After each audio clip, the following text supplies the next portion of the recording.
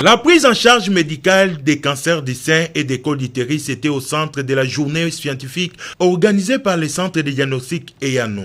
Cet atelier a permis aux hommes en blouse blanche à partager les informations et les expériences sur les pathologies internes et externes de ces maladies. Le professeur Dr Louis a expliqué à l'assistance les diagnostics à poser et les examens à demander pour détecter ou prévenir ces cancers à temps. Et donc, nous avons voulu partager en fait avec les médecins pour savoir quel type d'examen demander pour quelle pathologie. Et donc, nous nous sommes entendus que lorsque la femme a moins de 40 ans, nous allons privilégier l'échographie de sein ou l'échographie des utérus et des autres.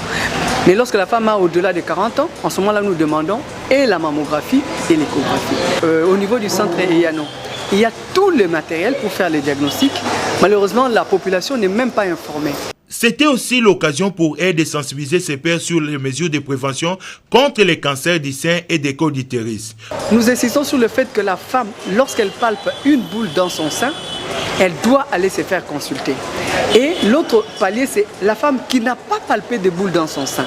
Elle doit aussi aller se faire consulter, notamment pour les seins et les cols. Parce que le cancer de sein, par exemple, souvent ça arrive chez une femme qui voit une boule dans son sein et la boule ne fait pas mal. Alors souvent elle néglige.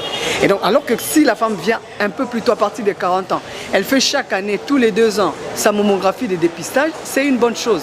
Aujourd'hui, en République démocratique du Congo, la prise en charge médicale des patientes souffrant de ces pathologies est possible grâce à la dotation par le chef de l'État Félix Antoine Tshisekedi Tshilombo des équipements médicaux à l'hôpital des référents de Kankokolo avant d'appeler le gouvernement à équiper tous les hôpitaux généraux de la République de ces matériels.